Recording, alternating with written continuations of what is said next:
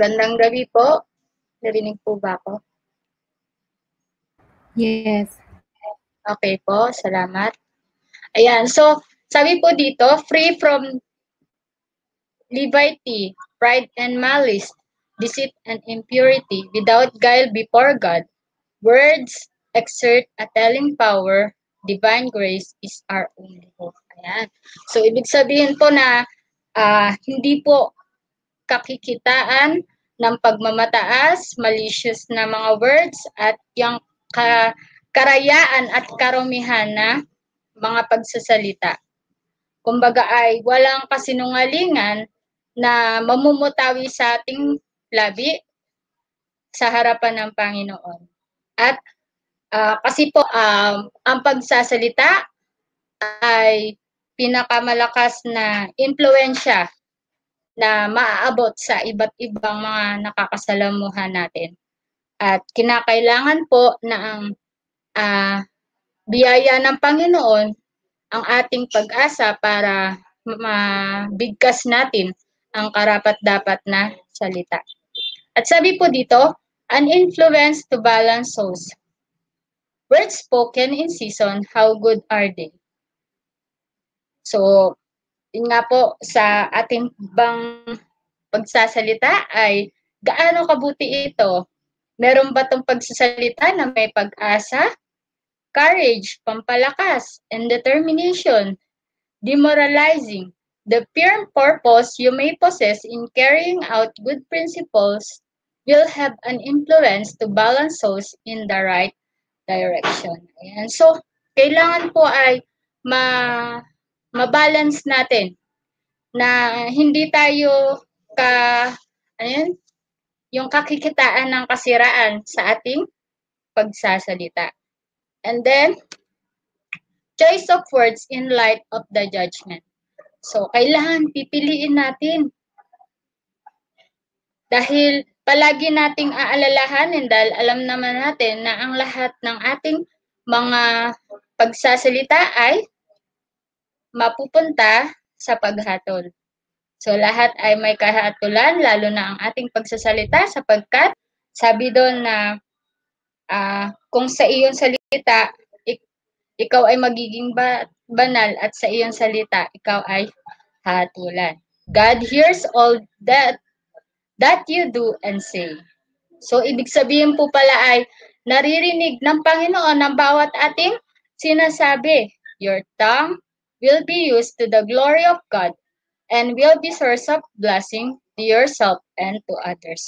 Ayan, yung ating po palang dila na kung gagamitin natin, ito ba ay dapat sa ikakaluwalhati ng Panginoon at magiging pagpapala ito sa atin mga sarili at gayon din sa iba.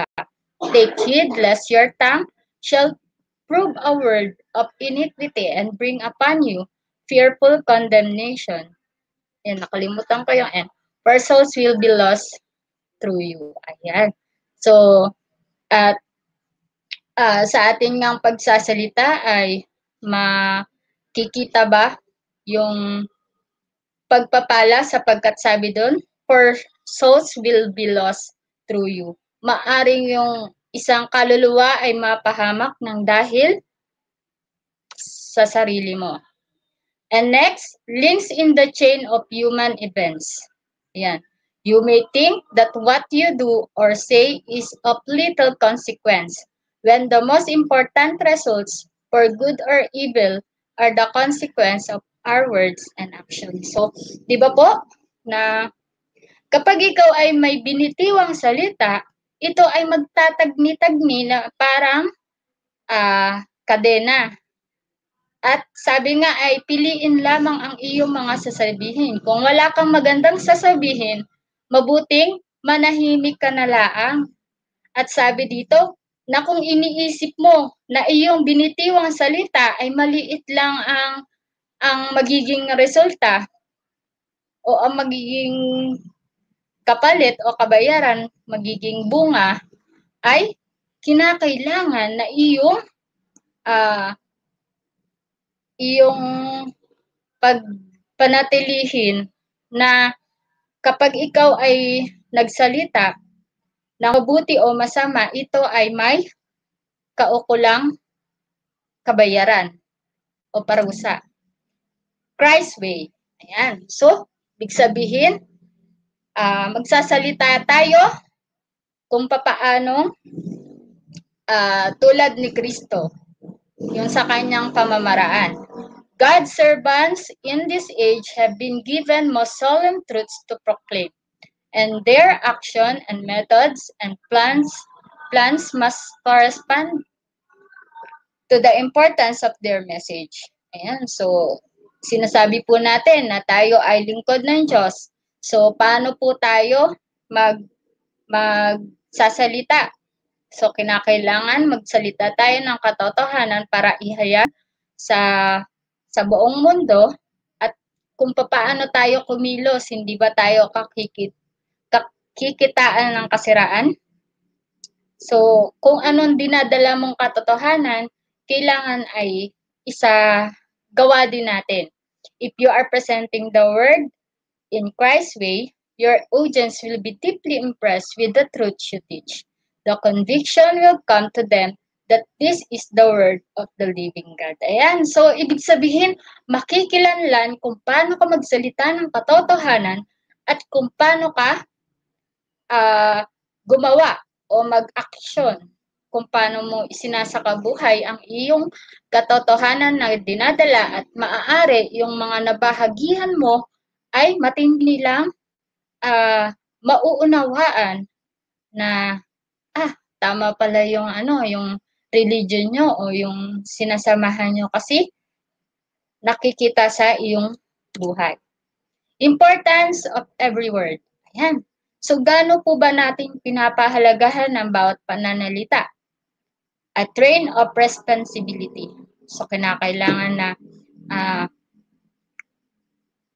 palagi nating maiisip na ang bawat sinasalita natin ay responsibility po tayo. Kumbaga ay inaari natin na talagang may tumitingin sa atin kung paano ba yung impluwensya natin sa pagsasalita.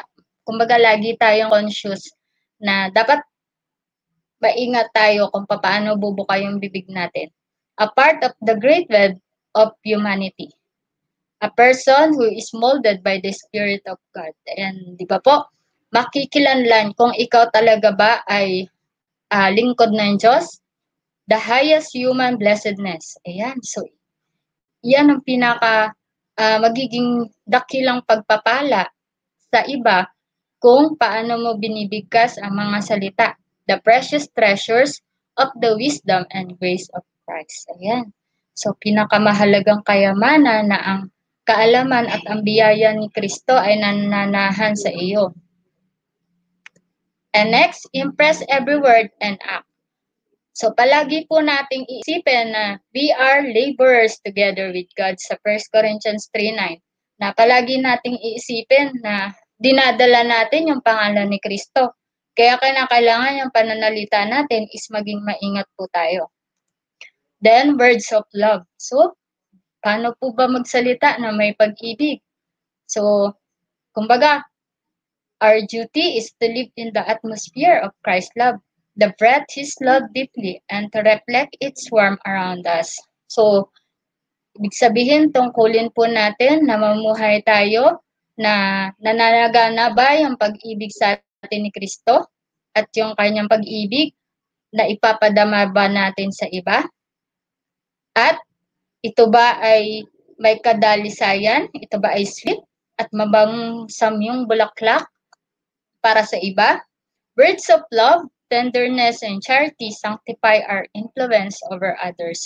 So, ibig sabihin po, salita na may pag-ibig, kaamuan, at yun nga, na magpapabanal. Itong pag-ibig na ito, makakapagpabanal sa impluensya natin sa iba.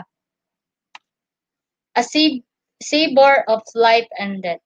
Ayan. So, ito ba ay magiging blessing or curse? So, palagi po tayo dapat na magbabantay nga kasi ito ay magiging pagpapala o ito ay magiging sumpa. Yung impluwensya ang ating iiwanan habang nabubuhay pa tayo. Day by day, we are sowing seeds for the future harvest. So, ibig sabihin, araw-araw ay naghahasik tayo ng binhi para sa hinaharap na pag-aani. So, ibig sabihin, yung mga salitang binitiwan natin ay aanihin natin. Kung ito ay na-influensyahan natin yung iba at darating din yung panahon na ito ay darating sa paghahatol. Kung ano yung aanihin.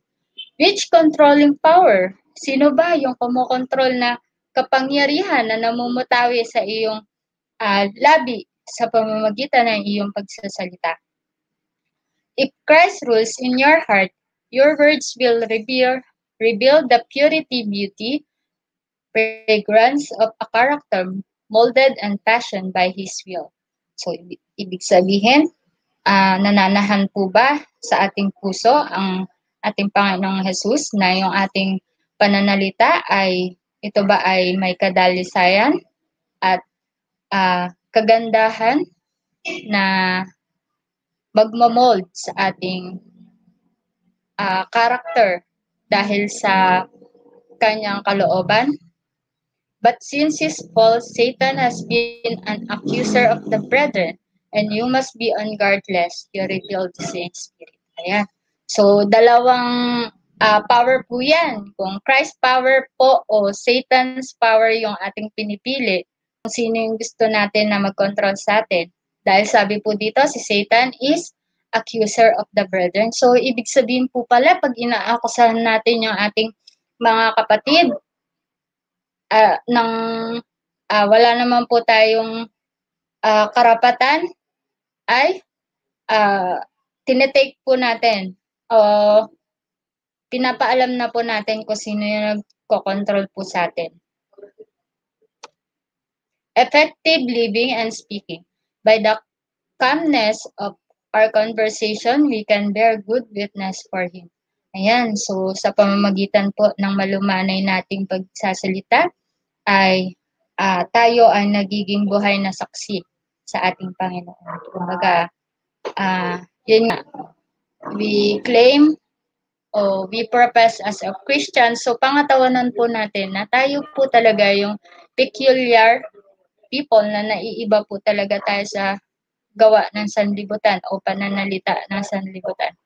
Righteous words and deeds have more powerful influence for good than all the sermons that can be preached.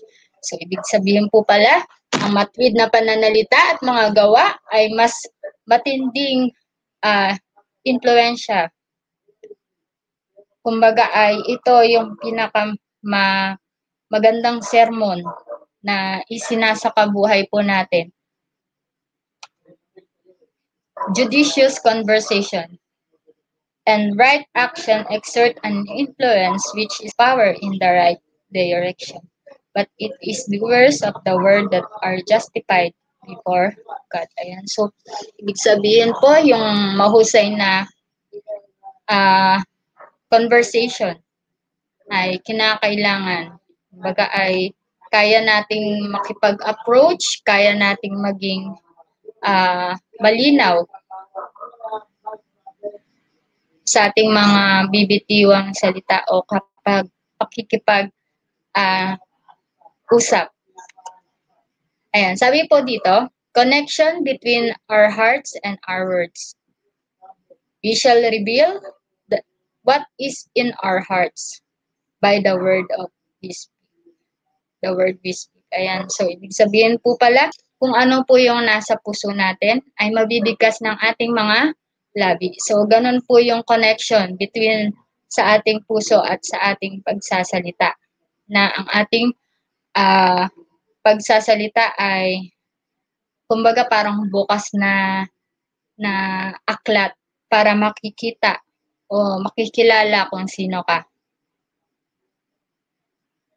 Indication of our character. So, tulad nga po na ang sinabi ko, yun yung magtuturo sa'yo kung ano ka, kung ano yung iyong parating sinasalita ay makikilala kung sino ka. Sabi po dito na baka tayo maging katulad ni Satan na jealousy or evil surmising. So, ma, ma, ano yun? Yung selosa. Ayan. At yung evil surmising. So, mapag-isip ng masama. Expressing the truth which they do not really believe, but the expression reacts on the thoughts. So, ibig sabihin, kung paano nga tayo magsalita o mag-act, gumawa ay yun yung ating iniisip. Ayan. Influence outside the church. So, ibig sabihin po pala, the way tayo magsalita, kung ano po yung iiwan nating impluensya sa iglesia. Di ba po?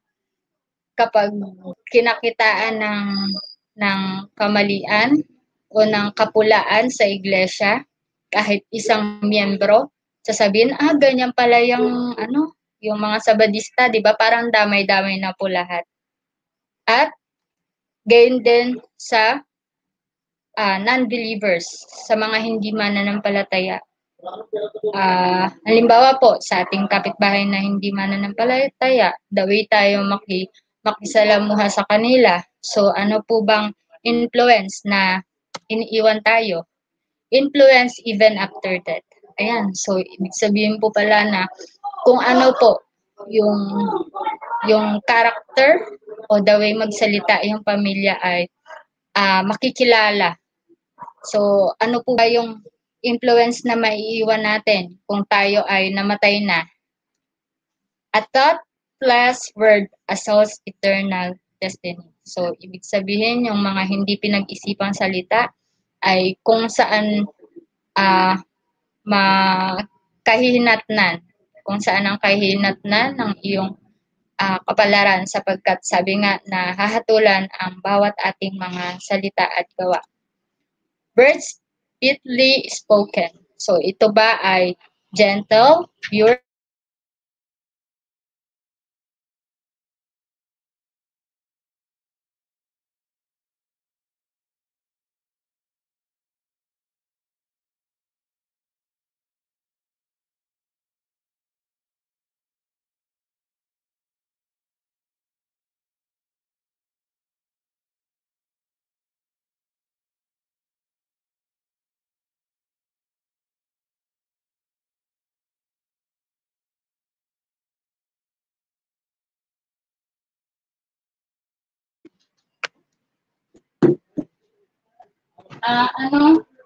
nahugot?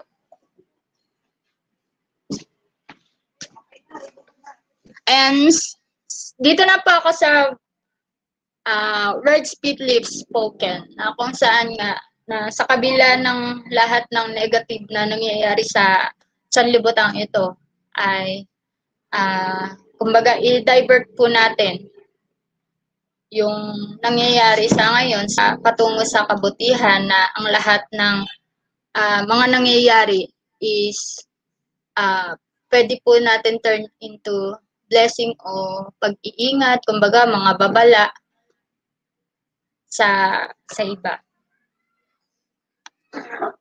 Ayan. Behavior consistent with words. Ayan, so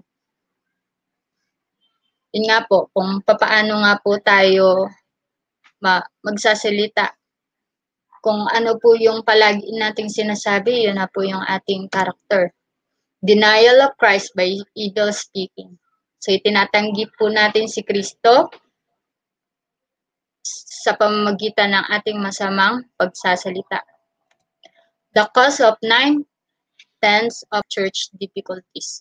Ibig sabihin po pala, nagiging dahilan ng kaguluhan sa iglesia o kahirapan sa iglesia is sa pamamagitan ng ating impluensya ng pagsasalita. Marami ang natitisod. Ayan, disparaging remarks. Influence of angry words. Ayan, so ano po bang nagiging impluensya ng galit na pagsasalita? The displeasure of God rests upon everyone who speaks harsh and kind words. Ayan, so ibig sabihin, hindi po pala napapaluguran yung ating Panginoon kapag ang namumutawi sa ating labi is garapalan at hindi kabutihang pagsasalita. So, di ba po, yung bugso ng damdamin natin pag galit tayo, minsan nakakapagbitaw tayo ng masasamang salita at napagbubuhatan pa natin ng kamay. Confidence in brethren. God will call you to give an account of your words. Ayan, so ibig sabihin po pala minsan na kung bakit yung brethren sumasama yung loob o nawawalan na po sila ng confidence, kung paano po natin sila i-approach o minsan may nabibitiwan po nga tayong masakit na salita. Ruin of the weak in faith. Ayan, so isa pong dahilan kung bakit merong natitisod sa iglesia sapagkat hindi po natin iniingatan yung ating mga labi. Do not allow the devil use your tongue and your voice to ruin those weak in faith. So isang paalala po sa atin, sa bawat isa sa atin, kasi minsan nga po hindi tayo nakapagbabantay ng ating mga labi. Permanent effects of foolish words. So, di ba po, as in kasisiraan sa atin na bilang mga nagpapanggap na Kristiyano ay hindi po tayo aware. So, dapat po sa lahat ng ating nakakasalamuha ay mag-ingat po tayo. At ang pinakahuli po is yung power of example na ikaw ba ay magiging mabuting halimbawa? Dahil sabi nga po na tayo ay panoorin ng sanlibutan, panoorin ng lahat, isang bukas na aklat ang ating pamumuhay. So, ano nga po ba? Tayo magiging mabuting halimbawa o tayo ay magiging isang sumpa? So, nawa, sa paalalang ito sa atin ng Panginoon ay palagi po nating iisipin na maging pagpapala tayo sa iba sa pamamagitan ng ating mga sinasalita ay ipakilala po natin kung ano yung character ni Christ. So, yun lamang po at magandang gabi sa bawat isa.